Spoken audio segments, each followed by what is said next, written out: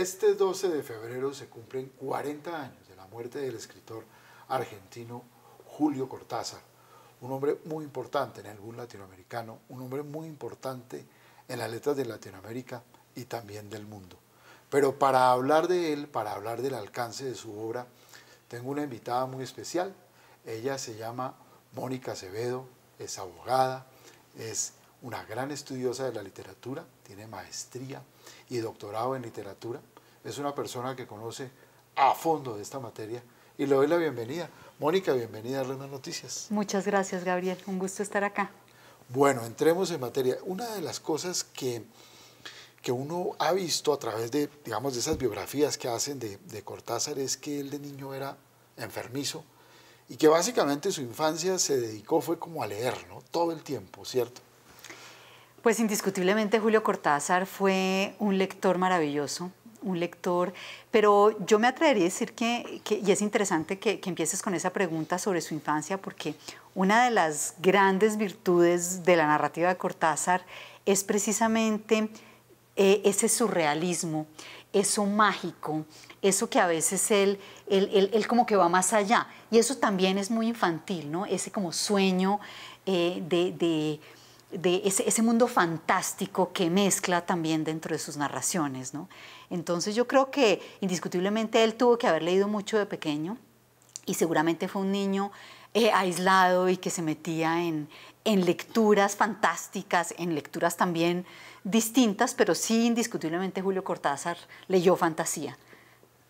Dicen algunos de sus biógrafos que una de sus tragedias de pequeñito era que escribía también que no le creían, ¿vale? Que la mamá decía, pero esto de verdad, es decir, ella imaginaba pues que es como si él hubiera entrado en estas épocas ahora de Google y que se copian muchas cosas y que de dónde sacaba, pero era realmente, la autoría era de él y a él le dolió mucho cuando supo.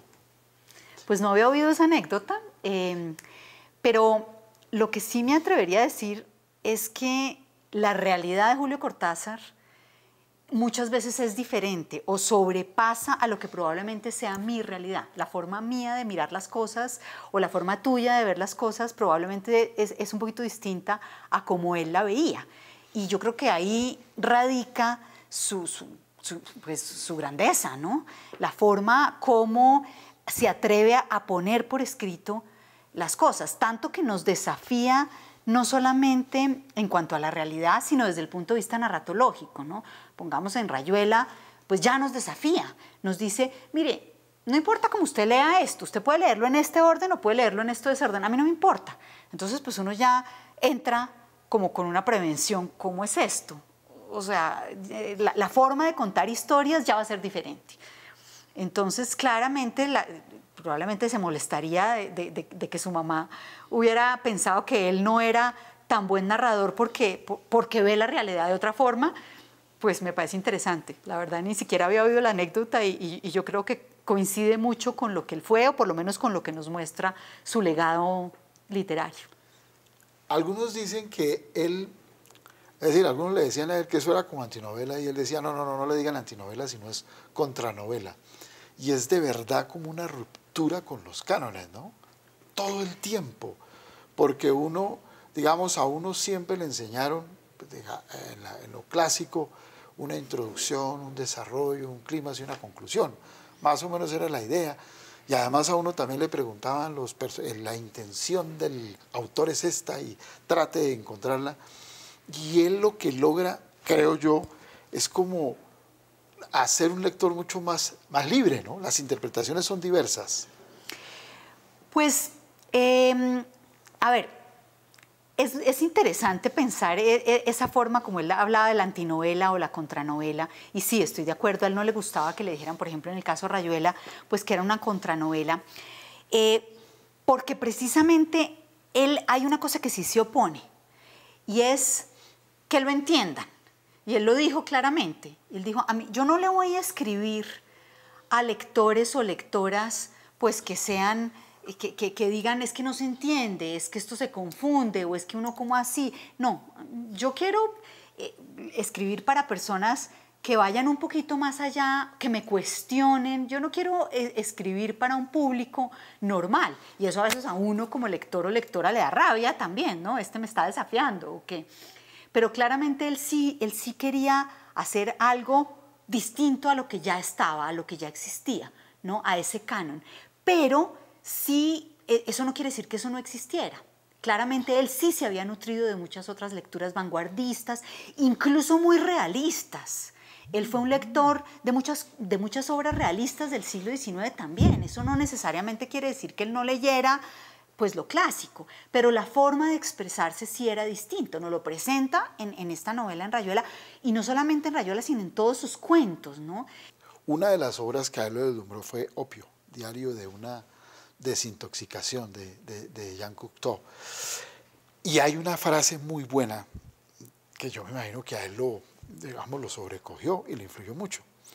Y es esta: todo lo que hace uno en la vida, y lo mismo en el amor, se hace a bordo del tren expreso que rueda hacia la muerte. Fumar opio es abandonar el tren en marcha, es ocuparse en otra cosa que no es la vida ni la muerte. Los biógrafos dicen que este autor realmente influyó muchísimo en Cortázar. Es probable, pero yo creo que muchos más. Yo creo que él y ahora que usted menciona el tema del opio, pues claramente ese grupo, como Baudelaire, por ejemplo, y todos estos poetas malditos, pues que tenían una preocupación por un lado sobre lo que estaba pasando en el mundo, pero una forma de mirar, ¿no? Este famoso como ideal baudelairiano de mirar por encima de la ciudad y de mirar lo que está pasando. Yo creo que eso es precisamente lo que hereda Cortázar, esa visión diferente. Yo me voy a poner encima y voy a observar la sociedad. Es una visión muy sociológica de la literatura. Es un diálogo permanente de lo que ocurre, de cómo se relacionan las personas y lo que está pasando. ¿Qué pasa con estas personas que empiezan a mirar? Y pues es el caso de Opio, por ejemplo. Es muy bonita la cita porque, un momentico, detengámonos, ¿no? Y ellos tenían la idea, es que el opio que estaba de moda en ese momento en París en el 19, que detengámonos y miremos desde otra perspectiva la sociedad, miremos el mundo desde otra perspectiva. Subámonos o alejémonos a través de una droga como era el opio y pues esa moda que estaba en ese momento, y miremos a ver qué pasa. Bajémonos del tren un momentico y miremos a ver qué pasa. Miremos el mundo con un lente diferente. Y yo creo que eso es Cortázar. Eso es Cortázar todo el tiempo, ¿no? Pero Cortázar tiene una noción muy clara de qué es lo que quiere. ¿A dónde voy a ver yo el mundo? ¿Desde qué perspectiva lo veo? Pero sin olvidar la realidad. Y por eso yo me refiero al siglo XIX, porque él nunca está olvidando la posición del momento, y por eso es que se convierte en alguien del boom, ¿no? Claro. Me interesa esa cita porque él mira aparte, se baja del tren de repente, pero está muy consciente de su posición y de su compromiso, no solamente con la literatura, sino con el momento de América Latina. No es solamente Argentina, es América Latina. ¿Qué está pasando con América Latina en el siglo XX, en su siglo, pero obviamente visto con una lupa de la influencia que ha tenido del siglo XIX, ¿no? Él es muy consciente y por eso se vuelve parte del boom, de que América Latina es una cosa nueva y es una cosa que se tiene que ver en un solo grupo, en una sola lupa, ¿no? Y yo creo que de ahí viene, eso todo viene del 19, de esa cantidad de narraciones de nación que empiezan como a formar identidad literaria. En una lectura que hice de Cortázar me llamó la atención una frase, y más o menos la idea era dice: la vida debería ser como una chaqueta que uno se puede quitar y después ponérsela en un ratico, ¿sí? Él más o menos dice eso, pero pues obviamente pues eso no es así, ¿no? Pero eso a mí me parece que muestra a un autor que es no solamente existencial, sino que además nos pone a pensar sobre las grandes cosas de la vida, ¿no? Sobre las grandes cuestiones de la vida. Esa, por ejemplo.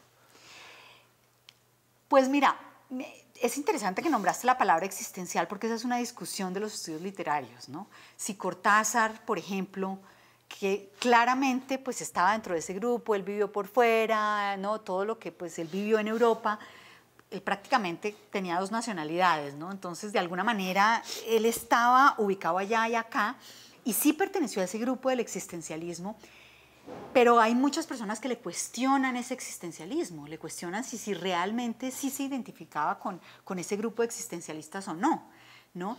Eso en cuanto al existencialismo. En cuanto a la chaqueta, pues no sé, me voy a atrever a contarte una infidencia que te mencionaba hace un momentico, aparte de cámaras, y es que nosotros como lectores o lectoras también vemos a Cortázar de una manera diferente. Y la chaqueta de la que tú hablas, yo no le oí esa frase, pero también me gusta porque también uno se pone a Cortázar de una manera diferente a medida que pasa la vida. Yo tengo que admitir que cuando yo leí la primera vez a Cortázar tenía 20 años, 23 años, estaba en la universidad y yo pensé que nadie más, que no existía nadie más que Cortázar en el mundo, cuando leí Rayuela, que esta era la novela perfecta, la novela completa. Y tuve que enseñarla en la Universidad de los Andes, el semestre pasado la trabajamos con la profesora Cristina López en el Club de Lectura de los Andes, y la verdad, volví a leerla y me desilusioné muchísimo. Y yo creo que no me podía desilusionar desde el punto de vista narrativo, ni como obra literaria, ni como obra canónica, ni como obra que ha pasado los límites del tiempo, pero sí desde ese punto de vista, como tú lo dices, existencialista, sí me cambió, me aburrió. Me puse de mal genio y todo. Tal vez como que la leí desde otra perspectiva. Y yo creo que eso, en vez de demeritar la obra, debería engrandecerla. Precisamente cuando estamos jóvenes, en los años 20, cuando tenemos 20 años, estamos con una serie de preguntas más existenciales y más sobre la persona que sobre la sociedad a la que pertenecemos. De pronto ya a mi edad, que ya estoy más vieja, más como que la vi de una forma diferente. Y tengo que confesar que como que... Pero específicamente, me podría dar un ejemplo de qué fue lo que la desilusionó. Probablemente no la totalidad, pero algún pedazo, alguna cosa que uno dice, de pronto ya no lo veo igual. Como que me aburrí. Como que me aburrí leyendo y yo decía, pero otra vez lo mismo. No sé, por ejemplo, las partes en las que está, acá, ¿te acuerdas de cómo está estructurada la novela del lado de allá, que están en Europa? Correcto. Y entonces como toda esa parte es como lo que uno tiene idealizado, el concepto del amor, entre Rocamadour y la maternidad y la maga y todo aquello que ocurre en París. Y yo me atrevería a decir que el romanticismo de las calles de París, la bohemia, ¿no? Cuando yo tenía 20 y pico de años, pues soñaba con este París bohemio que me iba a enseñar la literatura. Pues yo soy escritora y siempre quise ser escritora y pues esto era la novelería de ese momento en París, de recorrer las calles, de recorrer la bohemia, de no tener un peso, ¿no? De todo lo que le pasa a Oliveira cuando está. Y cuando llega y se acerca acá, no, pues cuando es del lado de acá y todo lo que le pasa cuando llega a Buenos Aires, como que me parece que es un poco repetitivo. No sé, tengo que confesar que me aburrí y en cambio los cuentos cada vez me gustan más, pero sí me pasó eso como con la novela, hubo un desencanto y por eso te digo, eso no la demerita, al contrario, eso la engrandece profundamente y la voy a seguir enseñando cada vez que me tenga que enseñarla en alguno de los clubes de lectura o incluso en el pregrado, por alguna razón haya que enseñarla, la voy a enseñar feliz. Pero a mí como persona, como receptora me pasó eso. Y creo que no es la primera persona. Claro. He conversado con muchas personas que les ocurre lo mismo. Lo que pasa es que uno al leerlo el lector tiene que estar muy atento. Pero a mí lo que me gusta de él es que él lo pone a uno a pensar en muchos aspectos, a reflexionar. Él hace unas reflexiones. Yo tengo aquí una que apunté, es decir, yo los libros los rayo, y hay una que dice, ¿cómo cansa ser todo el tiempo uno mismo? Cuando uno está leyendo un texto, le están contando la historia de amor de la maga, ¿cierto? y están hablando de ella y diciendo, bueno, esta mujer de pronto no es tan valiosa, pero es una mujer a la vez con un gran sentido, con un gran instinto, ¿cierto? Entonces uno va en la lectura y de pronto, ¡pum!, aparece esto. ¿Cómo cansa ser todo el tiempo lo mismo? Eso es lo que yo diría, yo valoro mucho de Cortázar, ¿no? Es que yo creo que Cortázar tiene una gran cualidad, y es que es el maestro del mostrar sin describir. Y esas sensaciones tan profundas, que estoy de acuerdo contigo, aunque sea una discusión de los estudios literarios, que no necesariamente desde el punto de vista de movimiento existencialista puede que cuadre o no cuadre, pero claramente esos sentimientos o esas angustias existenciales sí las demuestra muy... Te voy a dar un ejemplo también de la novela que es impresionante. Cuando él, y que tiene que ver un poco con tu cita, yo no sé si te acuerdas de esa escena cuando se ha muerto Rocamadour. Sí. Y él se larga. Se va, sí. Sí. No se entiende, sí. Y uno dice, me voy, y no le importa. Y uno dice, pero, a ver, le provoca a uno pegarle una cachetada, ¿no? Esas son escenas que son maravillosas porque nos están mostrando precisamente como ese me importa un bledo, porque es que eso no es lo que yo quiero ser. De repente estoy cansado de ser yo mismo. De repente yo sí estoy profundamente enamorado de la maga, tal vez todo el mundo lo siente, Oliveira lo siente en ese momento, pero no quiere seguir siendo el mismo, porque es que eso no importa. ¿Cómo así que no importa? Si es que se acaba de morir un bebé, ¿no? Pero de la mujer que usted ama, supuestamente, ¿no? Además, ¿dónde ha estado toda la noche, ¿no? De lado pero a lado ¿no será que eso es lo que lo hace de alguna manera pues literario y asombroso? Porque claro, lo normal es que pues, se ocupe y sufra la pena, ¿sí?, y llore a Rocamadour hasta el fin de sus días, y resulta que no, que él desaparece de la escena y se pierde. Claro, es extraño, ¿no? Claro. Yo creo que en eso precisamente es un mago, en lograr generar esas como angustias, esas discusiones entre los lectores, esa rabia e incluso me atrevo a decir ese aburrimiento que sentí yo la última vez que leí la novela. Tal vez cuando uno ya sabe de qué se trata y ya sabe todo lo que termina pasando, uno como que dice, pero yo quiero acordarme por qué es que me enloqueció tanto cuando era joven y por qué ya no me gustó. Claro.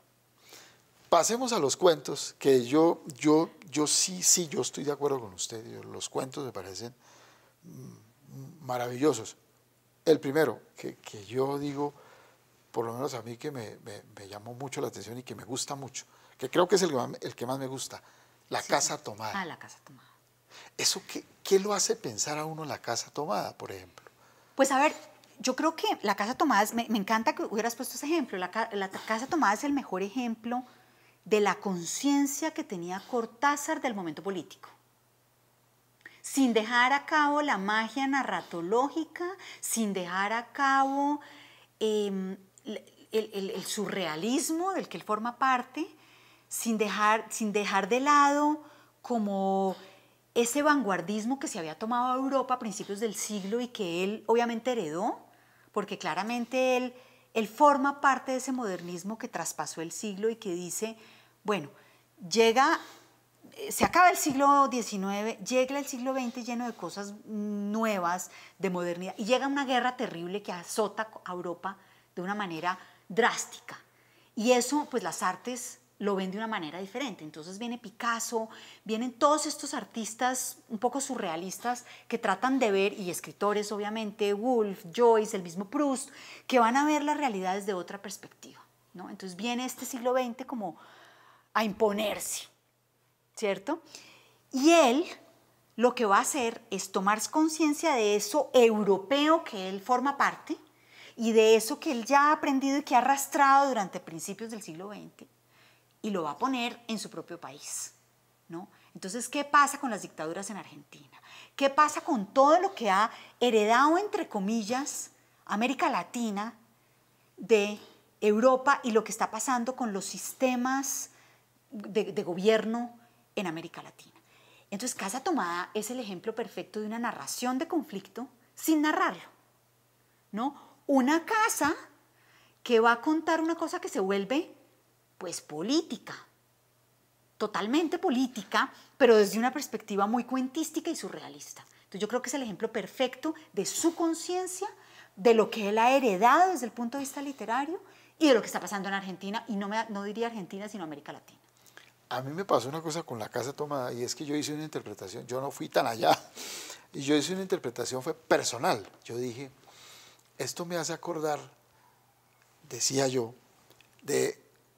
yo estoy en un momento, digamos, estoy en una empresa, y en la empresa ya no me quieren ver, ¿sí? Y entonces empieza a darse un movimiento en donde a uno cada vez lo van moviendo, le van diciendo, haga menos, haga menos, hágalo así, hasta que a la persona la van disminuyendo. ¿Sí? Entonces yo decía, pero eso cuando yo la leí hace muchos años, y esa fue la primera impresión que yo tuve de La Casa Tomada. Y me llevó a múltiples ejemplos, se me ocurrieron múltiples ejemplos, no solamente de una empresa, sino también de una relación, de pronto, ¿no? Que uno llegue y diga, uff, la novia me está diciendo que ya no. Pero fíjate que eso es lo que hizo ya no nos vemos a las 5, ya hoy no nos vemos, y mañana tampoco. Hasta que un día de pronto uno dice, se fue la novia o se fue la casa, como fue en el caso del cuento. Pero mira que eso es lo que pasó con las dictaduras. Claro. Que fueron corriendo la pared. Claro. Y eso es lo que sintieron sobre todo los escritores de ese momento, en Argentina en particular. Claro. Hay otro relato fascinante, Todos los fuegos el fuego. Esos dos incendios, uno en la época en el Imperio Romano y otro pues en un periodo mucho más actual. A mí lo que me gusta de ese relato es como esos dos relatos al tiempo, concatenados, también manejados, ¿no? Es impresionante. Irene, el procónsul, una maestría impresionante. Pero también de nuevo el surrealismo, ¿no? De acuerdo, sí. También de nuevo el surrealismo y esa visión de afuera. Esa visión externa que él siempre tuvo, ¿no? Que él siempre tuvo de mirar la historia y de mirar, pues, el presente, ¿no? Que también es un poco, tiene que ver un poco con lo del opio, es bajarme del tren un momentico y mirar, pues, esa doble relación. Es como este juego entre los géneros, esta reflexión, que es un poco lo que tú decías al principio, pero uno sí a veces siente que está leyendo no solamente un cuento, sino que está leyendo una reflexión sobre algún tema en particular y que va a tener una conclusión, ¿no? Claro, pero ¿qué hace? A mí me parece que hace que el lector esté más activo, más despierto, que participe más, porque entonces, por ejemplo, uno en Bestiario dice, una interpretación que uno hace es, yo digo, hombre, pero este hombre, es decir, más allá del tigre que estaba en la biblioteca, uno lo que encuentra es los peligros con los que se encuentra uno. Uno puede estar habitando con un peligro o algo especial y uno no lo advierte, y solamente lo advierte hasta cuando ya es inevitable o ha pasado la tragedia, por ejemplo. Claro, pero esa es precisamente la forma de reflexionar sobre un tema en particular, ¿no? Que no es que salga de la narración, sino que él expresamente plantea un tema y empieza a desarrollarlo en una narración. Una de los desvelos de Cortázar era el tiempo, ¿no? Y él tiene una frase muy buena que le leí por ahí en otras de sus reflexiones. Dice, la idiotez de decir dispongo de poco tiempo, cuando es el tiempo el que dispone de uno. Pues precisamente en esa serie de cuentos cortos en los que explica pues lo ridículo que es el tiempo, o sea, como que el tiempo no existe, que es, por ejemplo, todos los oficios, ¿no? Como lavarse los dientes, como no sé qué, también tienen que ver con el tiempo, ¿no? Porque es precisamente el tiempo el que nos tiene como sociedad abrumados. Entonces, él se desespera con eso y por eso es que pone esos ejemplos en esos cuentos tan sencillos, ¿no? Cómo encontrar un pelito en un reguero, porque es una crítica a la sociedad precisamente que siempre está en contra del tiempo. Y también eso es parte del surrealismo, ¿no? Fíjate que en el arte, Dalí, todos ellos también precisamente como que se desmontan de ese concepto del tiempo, ¿no? Uno lo ve. Claro. Otra frase de él que es muy buena y dice, lo cierto es irse, es una mentira quedarse. Muy profundo, ¿no? Muy profundo, porque además, sí, en general... ¿En dónde dice esa? Esa es una cita que tiene en unos diarios que él escribió. Ah, en los diarios famosos. Exactamente, Sí, en unos diarios. Y entonces él hace como una serie como de divagaciones. Yo diría que Cortázar fue muy importante en el boom porque yo creo que hablas con Carlos Fuentes, de los más eruditos, ¿cierto? De todo ese grupo de escritores. La erudición de él, ¿no? Pues sí, yo creo que todos eran eruditos. Pero él sobresalía. Él de repente, él lo que pasa es que tenía una mirada diferente, pero tenía esa conciencia nuevamente. Él quería mostrar que miraba la realidad de una forma distinta, ¿no? Y pues esa amistad entre ellos y ese grupo, pues yo creo que todo ese boom, Fuentes, Cortázar, García Márquez, el mismo Octavio Paz, todos ellos pues van a generar como una conciencia colectiva, ¿no? Y yo creo pues que eso, desde miradas diferentes. Cortázar tiene una forma, el mismo Borges tuvo una forma también distinta de ver la realidad. García Márquez, indiscutiblemente, el mismo Fuentes también, pero yo no sé, yo no me atrevería a decir que fueran él con Fuentes de los más eruditos, porque yo creo que todos habían leído hasta la saciedad y habían, no sé, tenían una forma muy particular, una herencia muy grande y una ambivalencia de Europa y América, ¿no? Y una mirada de lo que era Europa, de lo que había sido Europa en el siglo XIX e incluso antes, y pues lo que fue el colonialismo, etcétera. Una mirada de Europa en el siglo XX y una apropiación de lo que es América Latina. Y pues por eso se genera ese boom, ¿no? Es injusto decir, algunos críticos han dicho que Cortázar era como más europeo que latinoamericano. Pues, ¿eso es una injusticia con él? Pues yo no sé, yo no me atrevería. Es un poco lo que también le pasó a Borges, ¿no? Que también decían lo mismo. Yo lo que pasa es que, bueno, yo creo que a Cortázar fue porque tenía un poquito de acento, ¿no?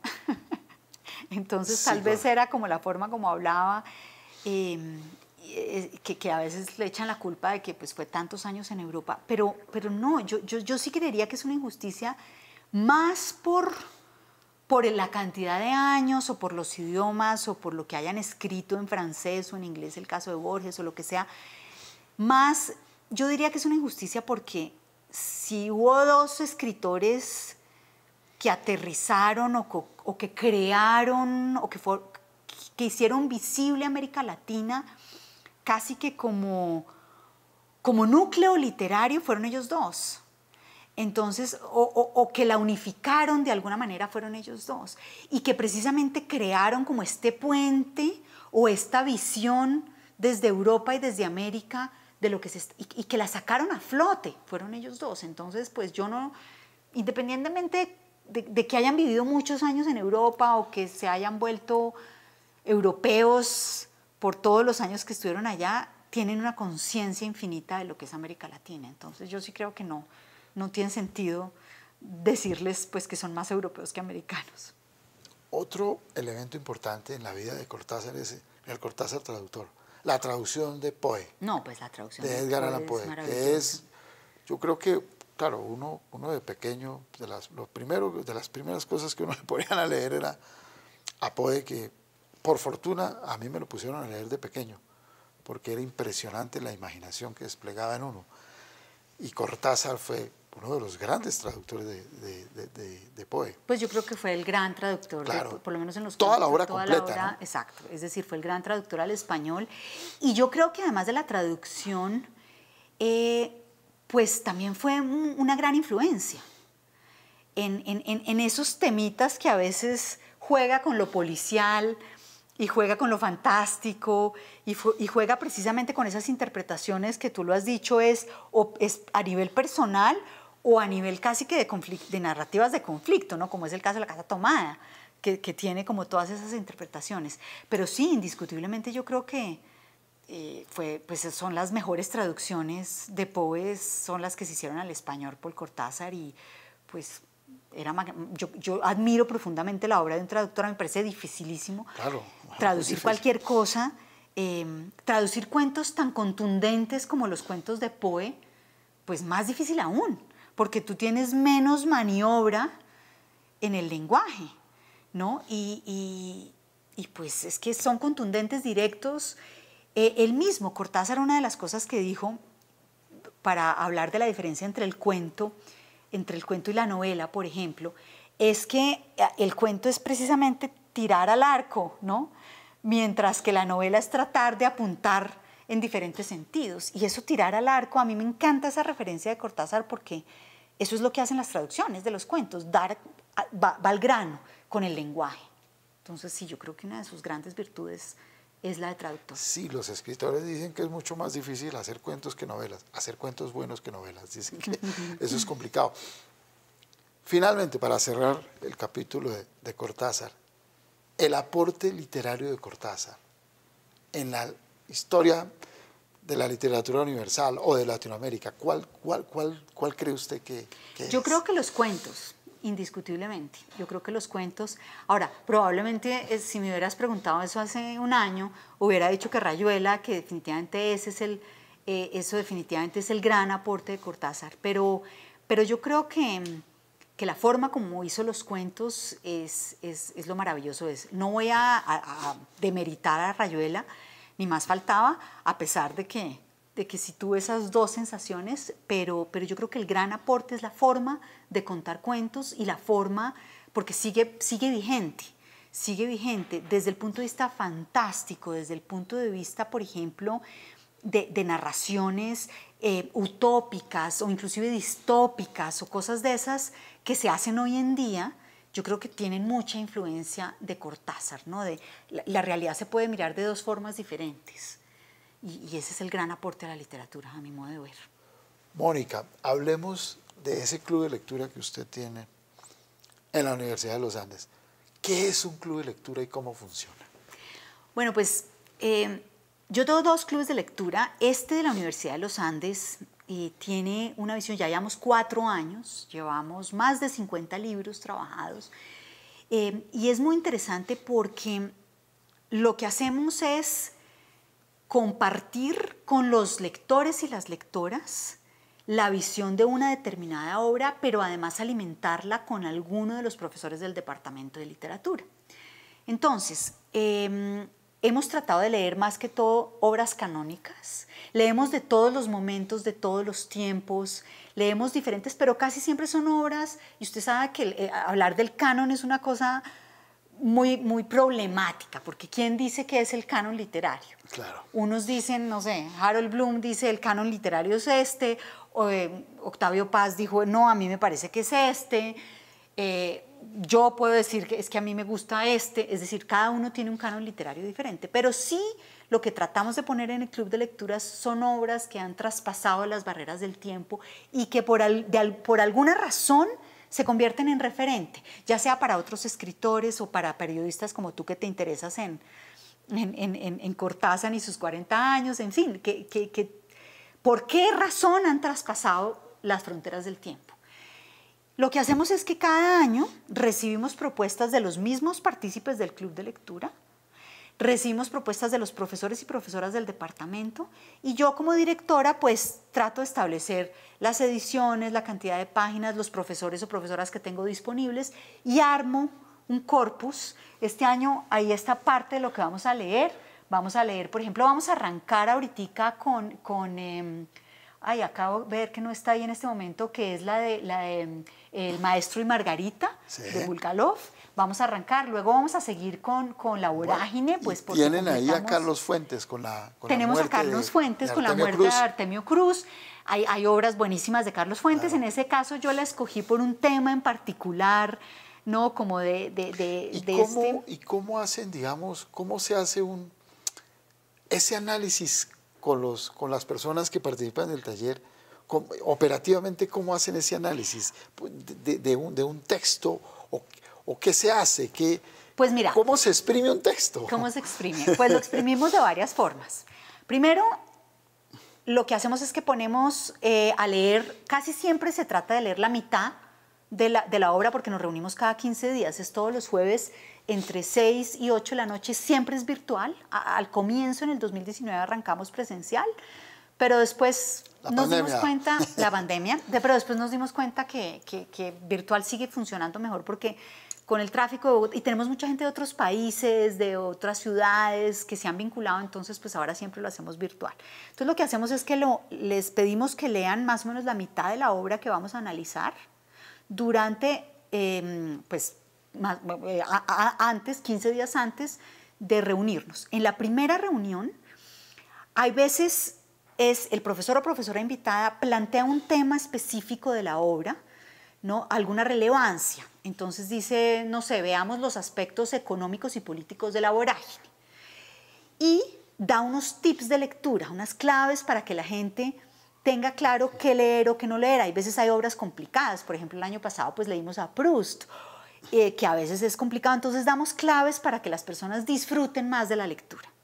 Luego les preguntamos cómo se han sentido en determinados temas. Tratamos de plantear temas específicos o hay veces simplemente damos libertad al micrófono para que hablen. Yo me sentí furioso porque este personaje me cayó gordísimo. Les damos pie para que ellos o pregunten o opinen lo que quieran. Siempre queremos que la gente hable, que esté comunicada, o sea, que no seamos solamente los profesores los que hablamos, sino que también sean los partícipes los que hablan.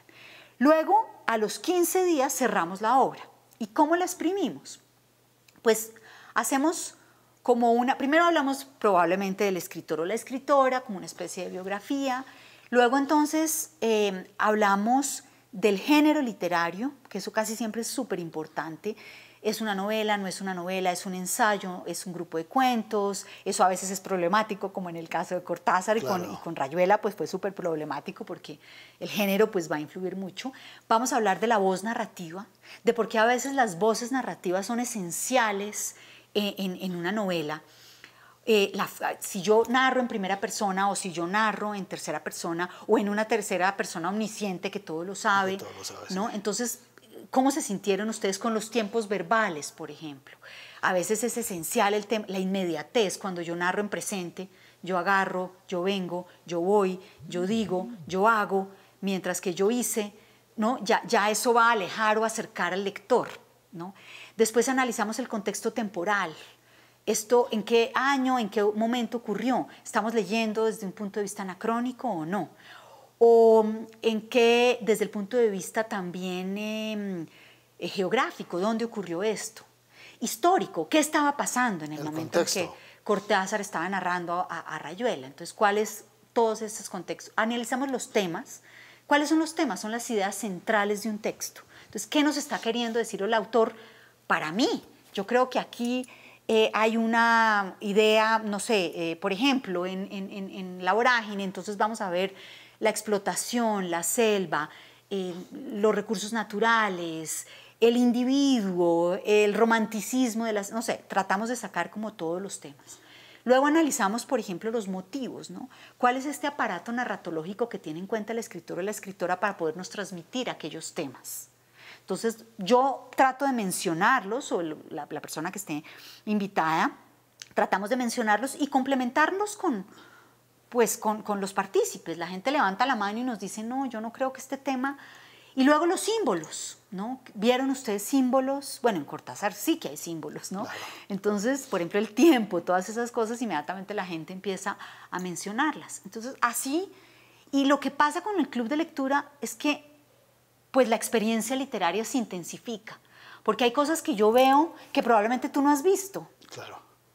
Siempre ¿no? pasa, sí. Siempre pasa. Entonces, a mí me alimenta mucho. Yo he aprendido muchísimo de los partícipes del club de lectura. Además, va todo tipo de gente. Tenemos estudiantes del pregrado, tenemos estudiantes de literatura, pero también tenemos estudiantes de otras carreras, tenemos profesores, tenemos gente de la parte administrativa de la universidad y tenemos exalumnos y tenemos gente de cualquier, no importa, de cualquier, tenemos del sector de salud, retirados, pensionados, de todo tipo de personas, de todo nivel, que eso aporta muchísimo.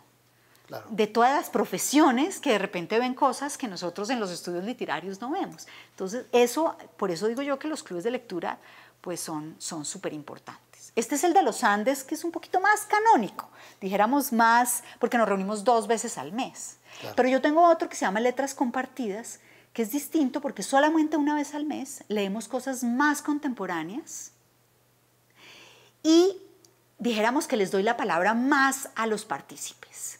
Pero también pues los pongo un poquito en contexto, les hago algunas explicaciones, también les doy algunas claves de lectura, pero es más compartir la experiencia literaria.